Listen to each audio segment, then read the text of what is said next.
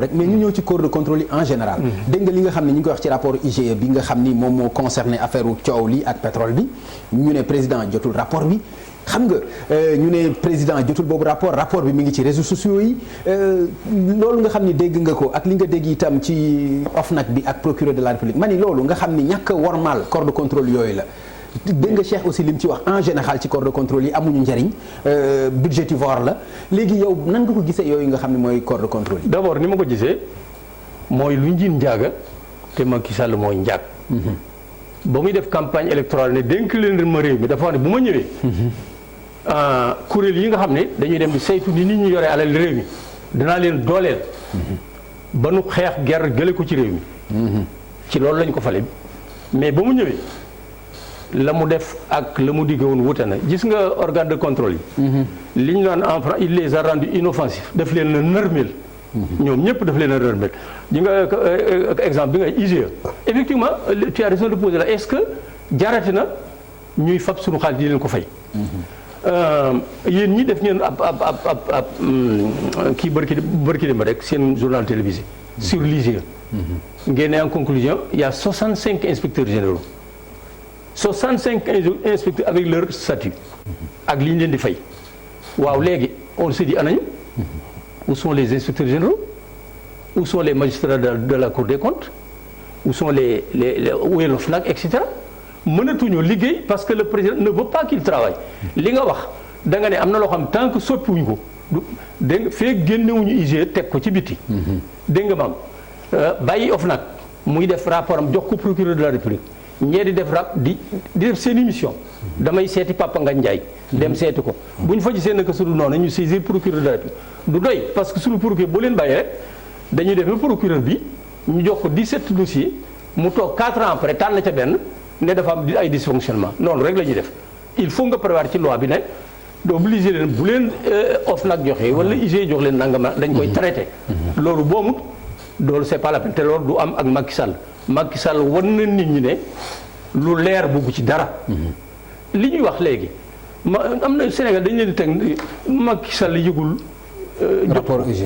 waaye yow xam nañ nu IGE di fonctionner IGE c' est au cœur du président de la présidence. ko vérificateur général bureau ma ngi nii bureau présidence ngi président de la République mooy chef de l' inspection générale moo leen di jox mission ñu jóg dem wala ku mu cee jox ndigal directeur de cabinet bii. 30 mai 2012.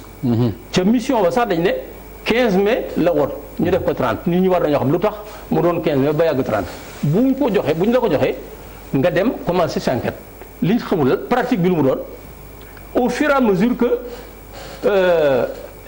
mission inspecteur bi def enquête am dañuy rendre compte président de la République. loolu la xam au fur et à mesure dañuy rendre compte président de la République am na yoon yoo xam ne président day ñëw conseil des ministres. dégg nga moom tenir le conseil informé de l'étape de l'investigation. waaw et puis contexte bi ñu defee mission ba mooy bi nga xam ne dafa daanu la mu ñëw fekk fa un dossier. composé d'un contrat. signé par Karim Wade. et le directeur général de Petrosen. xaw ma nangam Mbodj. dégg nga de ñu war ko valider par un décret du président. Ablaye Wade jël na décret bi am na ñu naan signé na nit ñi de jël décret bi signé na ko. signé na signé wul demul journal officiel. non contre ça amul valeur parce que yóbbuñ ko enregistré ko jox ko numéro. alors Macky trouve le dossier. pendant ce temps vous savez l'entreprise là. Tullow Oil xaw ma. bind réclamation. envoyé ko ministre de l'énergie réclamation mooy lan les 2 blocs. en question en particulier Kayar offshore profond et Saint-Louis offshore profond mi ngi woon en discussion avec le depuis 2010 dem na ba pratiquement laaj nañ ko ay bonus ak yooyu xam ngeen loolu du ma ci andi ba mu joxee 3 millions de dollars ak yooyu mais mu xëy dégg na jox nañ ko Petro-Tim mu def réclamation bi ak si président nañ ci enquêté. président ne kaay leen defal ma enquête. waaw boobu enquête mën ngaa toog ba 2000. rapport bi ñëw ak des recommandations. ak des recommandations. boobu mën ngaa toog ba 7 ans après que ma woon la leen. nit ñi quand même Macky Sall bu mu. mais dossier yi le procureur di bañ de pour nga wane ko à la télévision. déet lii kay du dossier lii lan la. affaire Petro-Tim le rapport profond de l'IGE. ku ko def. mi ngi nii ban journal ah. Le Quotidien. Le Quotidien oui. yàgg na bientôt 2 ans xoolal date bi. oui mi ngi nii de. date bi. date bi 22 mai 2017. 22 mai 2017 ça fait 2 ans. affaire Petro-Tim le rapport profond de l'IGE. waaw boobu ba tey boobu waruñu ñoom reprendre nañu sax titre bi. reprendre nañu titre bi avant. exact waaw loolu bii rapport. d'accord ñu tey ñu soog a ne ba rapport nit ñi dañu koo génne. lii. leer nañ boobu mënuñu woon a xoolal. leer na dama d'accord ma terminé. waaw président na ngeen ma jégal day wax. de maa ngi dégg ay El Hadj Kassé yàlla na ma yàlla baal votre confrère là.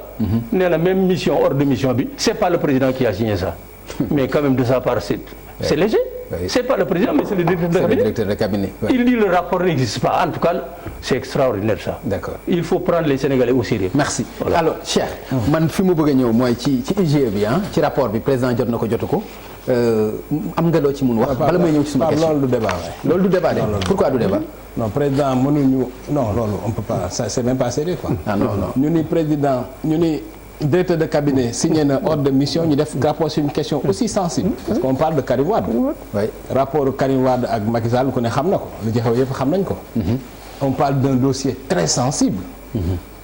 IGE mën a liggéey ci peggu président rapport boobu te président gisu ko.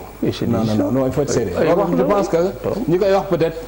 il faut un excès de zèle mais Macky Sall wax la wu leen loolu. parce que loolu bu amee ça veut dire que on est même pas dans une république on est pire que dans une république bananière. loolu moom loolu moom ki koy wax day yokk li gën a graaw li gën a graaw est-ce que nekkul yëg na ko gis na recommandation yi et puis toppatawul loolu mu signé contrat bi jox ko Petro-Tim est-ce que loolu kon gënul graaw ak les recommandations li ci nekk yëpp. te ñu expliqué li gën a graaw man tey laa la koy wax. c'est-à-dire que de bout en bout c'est-à-dire dans ce dossier-là. depuis bi Timis duggee fii ci Sénégal ba ñuy continuer les décrets de Macky Sall lépp scandale la lépp scandale la. Ah bon? Oui, lépp scandale. C'est certain. D'abord le 17 janvier on était à quelques jours de l'élection. Le pouvoir d'Abdoulaye Wade signe un contrat ak Timis loolu pour lan la dañu waxante dëgg rek ak pétrole ñëpp xam xaalis ni mu mel ci pétrole gi yooyu dans la même foulée Abdoulaye Wade ci boppam.